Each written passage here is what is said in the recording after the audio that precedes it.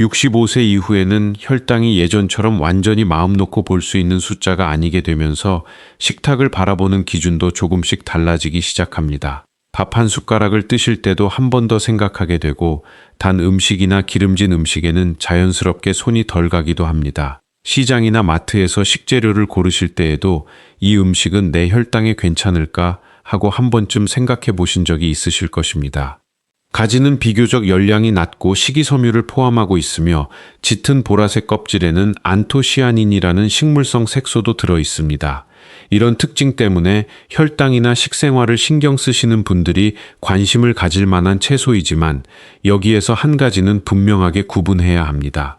가지를 많이 먹는다고 혈당이 자동으로 내려가는 것도 아니고 가지 자체가 혈당을 치료하는 특별한 음식이라는 뜻도 아닙니다.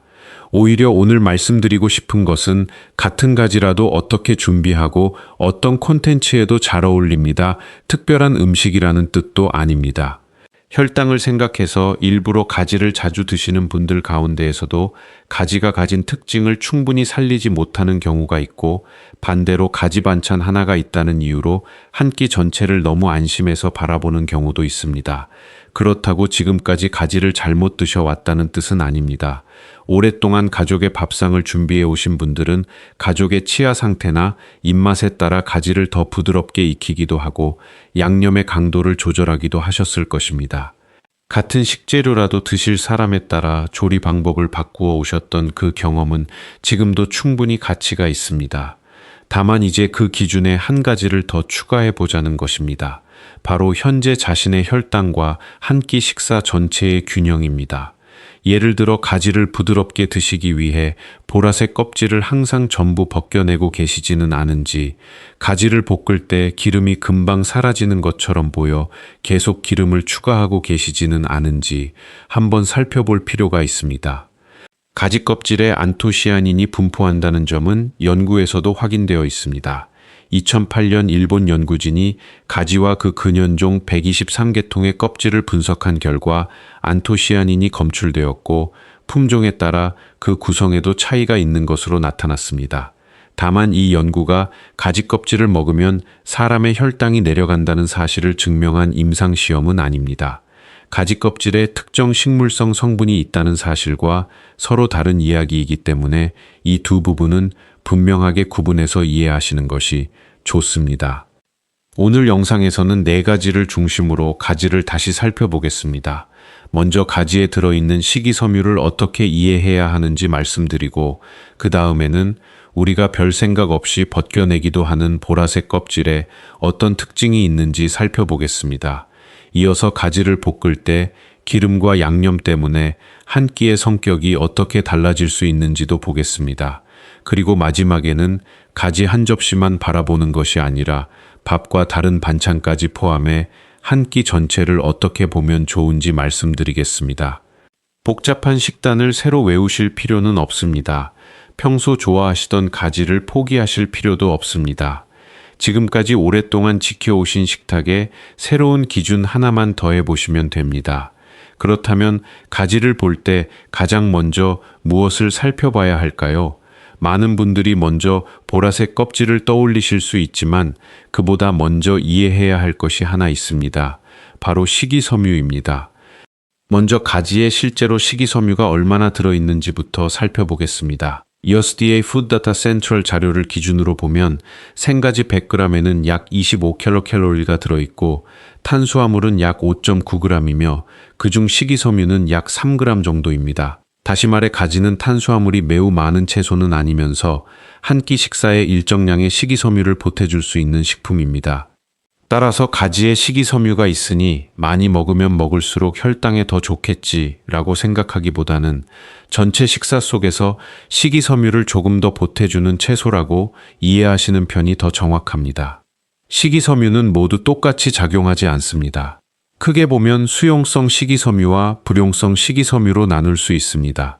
수용성 식이섬유는 물과 만나면 점성이 생기면서 음식이 소화되고 영양소가 흡수되는 과정에 영향을 줄 수 있습니다. 반면 불용성 식이섬유는 물에 녹지는 않지만 변의 부피를 늘리고 장이 규칙적으로 움직이는 데 도움을 줄 수 있습니다. 혈당을 직접 크게 변화시키는 성분이라기보다 소화기 건강과 배변을 유지하는 데 중요한 역할을 하는 식이섬유라고 이해하시면 됩니다. 가지에 들어있는 식이섬유 역시 이런 여러 종류가 함께 존재하며 그중 불용성 식이섬유의 비중이 큰 편입니다.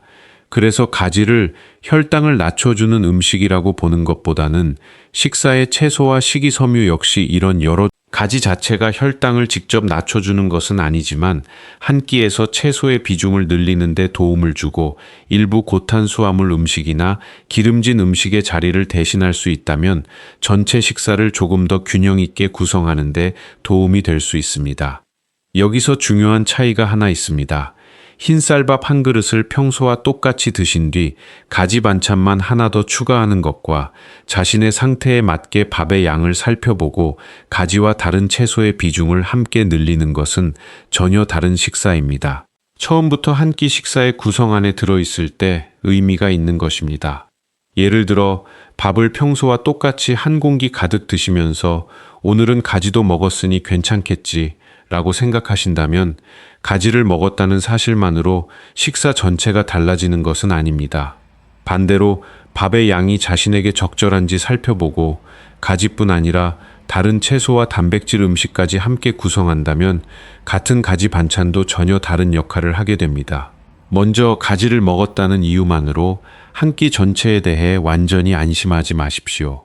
함께 드시는 밥의 양과 다른 탄수화물 음식이 무엇인지 같이 살펴보시는 것이 좋습니다. 그리고 필요한 식이섬유를 가지 하나에서 모두 채우려고 하지 마십시오. 콩이나 다른 채소, 버섯, 해조류처럼 평소 드시던 여러 식품을 함께 구성하면 훨씬 자연스럽게 식이섬유를 보완할 수 있습니다. 밥만 있으면 식사가 허전해서 채소를 더하고 콩을 넣고 계절에 따라 다른 나물과 채소를 식탁에 올리셨을 것입니다. 그때는 단지 식이섬유 관리라고 부르지 않았을 뿐입니다. 우리가 지금 하고 있는 일은 오래전부터 가지고 계셨던 그 식사 감각에 혈당이라는 새로운 기준 하나를 더하는 것이라고 보시면 됩니다. 필요한 식이섬유 양은 성별과 연령, 식사 상태에 따라 달라질 수 있습니다. 따라서 생가지 100g에 들어있는 약 3g의 식이섬유는 하루 전체에서 필요한 양을 한 번에 채우는 수준이 아니라 여러 식품을 통해 섭취해야 하는 전체 식이섬유의 일부라고 이해하시면 됩니다. 결국 가지는 주된 공급원이라기보다 다양한 식품과 함께 식이섬유 섭취를 보완해주는 역할을 하는 채소에 가깝습니다. 그런데 가지에는 식이섬유 외에도 우리가 눈으로 바로 확인할 수 있는 또 하나의 특징이 있습니다. 바로 짙은 보라색 껍질입니다. 어떤 분들은 이 껍질을 질기다고 느껴서 항상 벗겨내기도 합니다. 그렇다면 건강을 생각할 때 이 부분을 꼭 전부 제거해야 하는지 다음에서는 가지의 보라색 껍질을 조금 더 자세히 살펴보겠습니다. 가지를 더 부드럽고 편하게 드시기 위해 껍질을 벗기는 분들이 계십니다. 특히 치아가 예전처럼 튼튼하지 않거나 껍질이 조금 질기게 느껴지는 분들에게는 아주 자연스러운 선택입니다. 따라서 지금까지 가지 껍질을 벗겨 드셨다고 해서 잘못된 방법이라고 말씀드릴 수는 없습니다. 다만 혈당이나 건강을 생각해서 일부러 가지를 챙겨 드시고 있다면 껍질을 전부 벗겨내기 전에 한 번쯤 그 부분의 특징을 알아두실 필요는 있습니다. 안토시아닌은 보라색과 붉은색, 푸른색을 띠는 여러 식물에서 발견되는 천연 식물 색소이며 가지에서는 이러한 색소가 주로 껍질에 많이 분포합니다. 가지에서 많이 연구된 안토시아닌 가운데 하나가 나스닌, 나수닌입니다. 나스닌 역시 가지 껍질에서 발견되는 안토시아닌의 한 종류이며 실험실 연구에서는 활성산소를 제거하거나 지질산화를 억제하는 등 항산화 활성이 보고되어 왔습니다. 이런 이유로 안토시아닌은 식물성 화합물과 산화 스트레스의 관계를 연구하는 분야에서 오랫동안 관심을 받아왔습니다. 하지만 여기에서는 반드시 한 가지를 분명하게 구분해야 합니다. 가지 껍질에는 안토시아닌이 들어있다는 사실과 가지 껍질을 먹으면 혈당이 내려간다는 주장은 같은 의미가 아닙니다. 식품 속에서 특정 식물성 성분이 확인되었다는 사실만으로 실제 사람의 혈당을 직접 낮춘다고 단정할 수는 없습니다. 이 부분은 특히 중요합니다. 건강 정보를 보다 보면 어떤 식품에 특정 성분이 있다는 사실이 곧바로 그 식품을 많이 먹으면 특정 질환이 좋아진다는 식으로, 그러나 음식 속 성분을 확인한 연구와 실제 사람에게서 특정 효과를 확인한 임상 연구는 서로 다른 단계의 이야기입니다. 따라서 가지의 안토시아닌에 관심을 가지는 것은 좋지만 가지 껍질을 혈당을 낮추는 약처럼 생각해서는 안 됩니다. 그렇다면 이런 내용을 실제 식탁에서는 어떻게 받아들이면 좋을까요? 아주 간단합니다. 원래 가지를 드시고 있고 껍질째 먹는데 불편함이 없다면 안토시아닌이 많이 분포하는 보라색 부분을 습관적으로 전부 버릴 필요는 없다는 정도로 이해하시면 됩니다.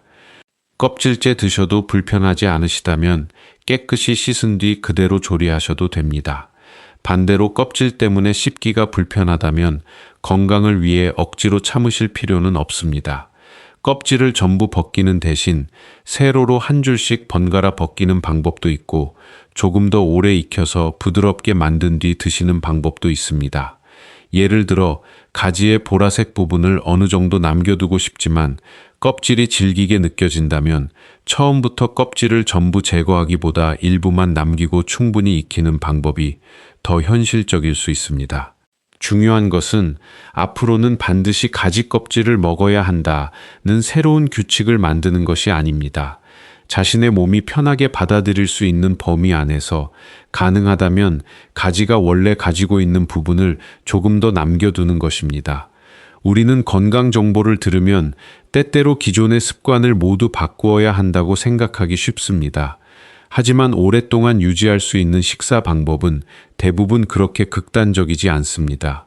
껍질을 먹는데 아무 불편이 없는 분이라면 그대로 드시고 불편한 분이라면 조금 남기거나 부드럽게 익히면 됩니다. 결국 자신의 몸에 맞게 조절하는 것이 더 중요합니다. 그런데 여기서 한 가지 더 살펴봐야 합니다. 껍질을 잘 남겼다고 해서 가지 요리가 자동으로 가벼운 음식이 되는 것은 아닙니다. 좋은 상태로 준비한 가지도 조리하는 순간 전혀 다른 음식이 될 수 있기 때문입니다. 그 차이를 크게 만드는 것은 가지 자체보다 우리가 팬에 붓는 식용유입니다. 오랫동안 요리를 해오신 분들이라면 가지가 기름을 매우 빠르게 흡수한다는 것을 이미 경험으로 알고 계실 것입니다.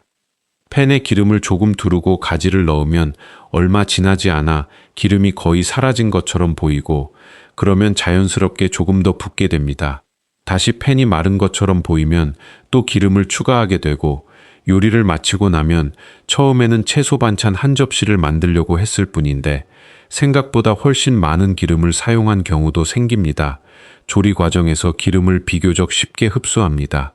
실제로 얼마나 많은 기름을 흡수하는지는 가지의 크기나 조리 시간, 온도, 조리 방법 등에 따라 달라질 수 있지만 가지를 볶을 때는 다른 채소보다 기름의 양을 조금 더 의식할 필요가 있습니다. 그렇다면 이것이 혈당을 신경 쓰시는 분들에게 왜 중요할까요? 기름은 탄수화물처럼 직접 혈당으로 바뀌는 것은 아닙니다. 그렇다고 혈당과 전혀 관계없는 문제라고 생각해서도 안 됩니다. 혈당 관리는 단순히 식후 혈당 숫자 하나만 보는 것이 아니라 전체적인 식사량과 체중, 활동량, 장기적인 대사 건강을 함께 보는 문제이기 때문입니다. 한 끼 식사의 총열량이 반복해서 지나치게 높아지고 기름진 음식 때문에 체중 관리까지 어려워진다면 장기적으로는 혈당 관리에도 부담이 될 수 있습니다. 따라서 혈당을 고려한 식사를 만들고 싶다면 가지의 장점은 살리되 기름이 음식의 주인공이 되지 않도록 하는 것이 중요합니다. 여기에서 흔히 드는 생각이 하나 있습니다. 올리브유나 참기름처럼 좋은 기름으로 알려진 것이라면 조금 많이 사용해도 괜찮지 않을까라고 생각하실 수 있습니다. 어떤 기름이든 기본적으로 에너지 밀도가 높은 식품이기 때문에 종류뿐 아니라 사용량도 함께 살펴봐야 합니다. 그렇다고 가지볶음을 포기하실 필요는 없습니다. 평소 익숙하게 드시던 조리법을 모두 바꾸라는 이야기도 아닙니다. 처음부터 팬에 많은 기름을 붓지 말고 소량으로 시작한 뒤 가지가 조금 마른 것처럼 보여도 곧바로 기름을 추가하지 않고 조금 더 익혀보시면 됩니다. 열을 받으면서 가지 속에 수분이 나오고 속살이 부드러워지면 처음 팬에 넣었을 때와는 상태가 달라질 수 있습니다. 또 가지를 찌거나 전자레인지로 먼저 조금 부드럽게 익힌 뒤 마지막에 팬에서 짧게 볶는 방법도 활용할 수 있습니다.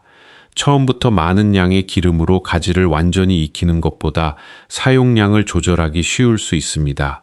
평소 볶음 요리를 좋아하시는 분이라면 조리법 자체를 포기하기보다는 이런 작은 방법부터 바꾸어 보시는 편이 훨씬 현실적입니다.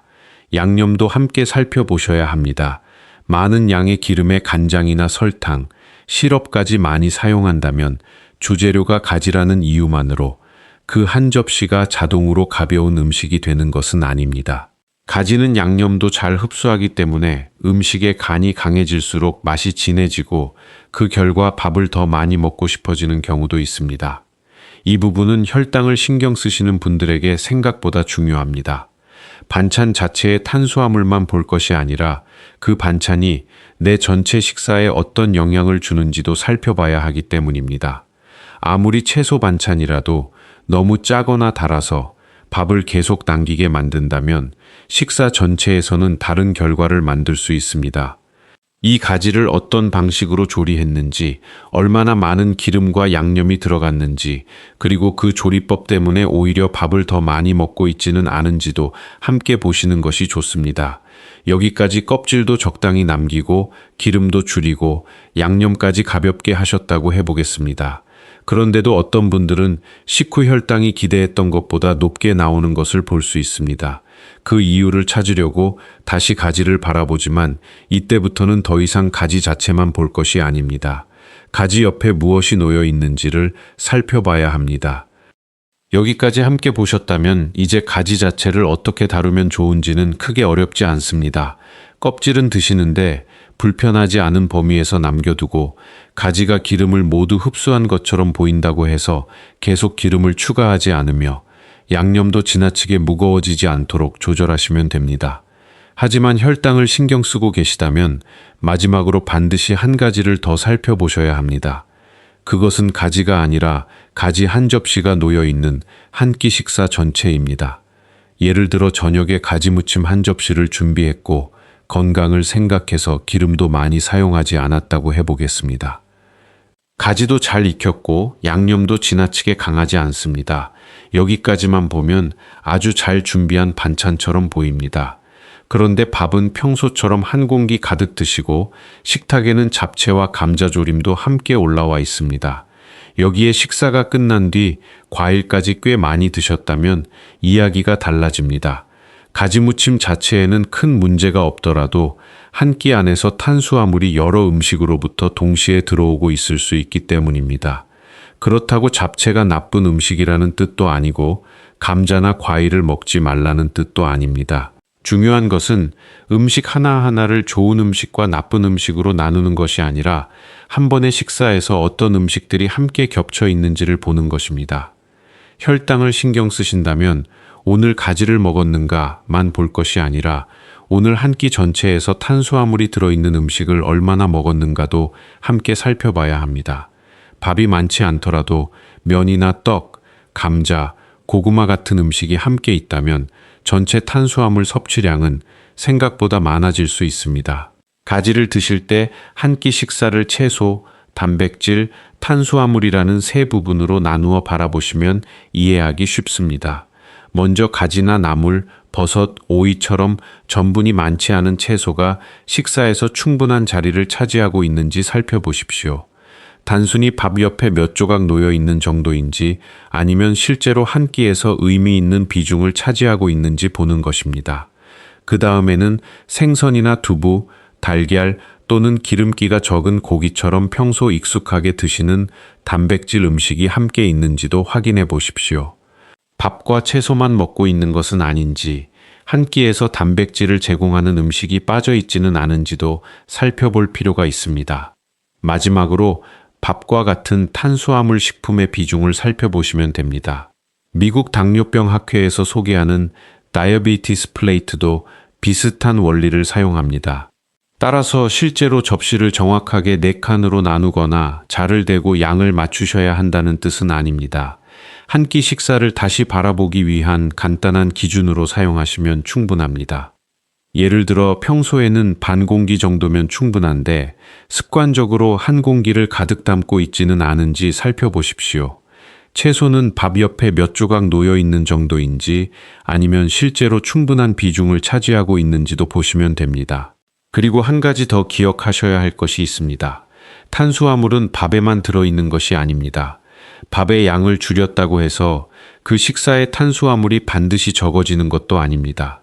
같은 식사에 잡채라면, 떡, 감자, 고구마, 옥수수 같은 음식이 여러 가지 함께 있다면 전체적으로는 탄수화물이 생각보다 많이 들어올 수 있습니다. 예를 들어 밥은 반 공기만 먹었다고 안심했는데 잡채를 많이 먹고 감자조림을 여러 번 집어 먹었다면 전체 식사는 생각했던 것과 다를 수 있습니다. 그래서 혈당을 신경 쓰실수록 새로운 좋은 음식을 하나 더 찾아 드시는 것보다 지금 식탁 위에 탄수화물 공급원이 여러 개 겹쳐 있지는 않은지 살펴보는 것이 더 현실적일 때도 있습니다. 그렇다고 모든 분이 당장 밥의 양을 절반으로 줄여야 한다는 뜻은 아닙니다. 사람마다 필요한 식사량이 다르고 활동량도 다르며 현재의 건강 상태와 복용하고 있는 약도 모두 다릅니다.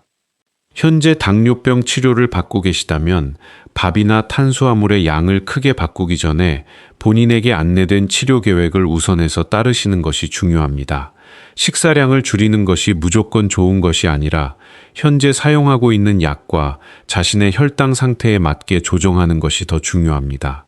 집에서 혈당을 측정하고 계신 분들도 이 음식은 혈당에 좋다라는 이름만 믿기보다 의료진에게 안내받은 방법에 따라 실제 자신의 몸이 식사에 어떻게 반응하는지를 함께 살펴보시는 것이 좋습니다. 같은 음식을 먹더라도 사람마다 식사량, 활동량, 수면, 약물, 몸 상태가 다르기 때문에 반응 역시 똑같다고 할 수 없습니다. 오늘 우리가 이야기한 내용은 가지를 특별한 약으로 만들기 위한 것이 아닙니다. 우리가 매일 먹는 익숙한 음식을 조금 더 현명하게 활용하는 방법을 알아보는 것입니다. 드시는데 불편함이 없다면 보라색 껍질을 어느 정도 남겨보고 필요 이상으로 기름이 많아지지 않도록 조절하며 가지 한 접시만 보고 안심하지 말고 한 끼 식사 전체를 함께 바라보시면 됩니다. 건강을 관리한다는 것은 익숙한 음식을 모두 포기해야 한다는 뜻이 아닙니다. 몸의 상태가 달라지면 음식을 선택하고 조리하는 기준도 그에 맞게 조금씩 바꾸어 가는 것입니다. 오랫동안 드셔온 가지도 마찬가지입니다. 가지를 완전히 새로운 음식처럼 만들 필요는 없고 지금 자신의 몸에 맞는 기준을 조금 더해 주시면 됩니다. 오늘 저녁 식탁에 가지가 올라온다면 한 번만 생각해 보십시오. 나는 지금 건강에 좋다고 알려진 가지 한 접시만 보고 있는지 아니면 그 옆에 놓인 밥과 반찬까지 포함해 내가 실제로 먹는 한 끼 식사 전체를 함께 보고 있는지 말입니다. 오늘 영상 끝까지 함께 해주셔서 진심으로 감사합니다. 여기까지 시청하셨다는 것은 그만큼 자신의 건강과 식사를 가볍게 넘기지 않고 스스로 한 번 더 살펴보려는 마음이 있으시다는 뜻이라고 생각합니다. 지금까지 오랫동안 쌓아오신 식생활 경험에 오늘 말씀드린 기준 하나만 더 보태셔도 충분합니다. 오늘 내용이 도움이 되셨다면 구독과 좋아요로 함께 해주시고 평소에는 가지를 어떤 방법으로 드시는지도 댓글에 남겨주십시오. 여러분이 오랫동안 식탁에서 쌓아오신 경험이 다른 분들에게도 좋은 참고가 될 수 있습니다. 감사합니다.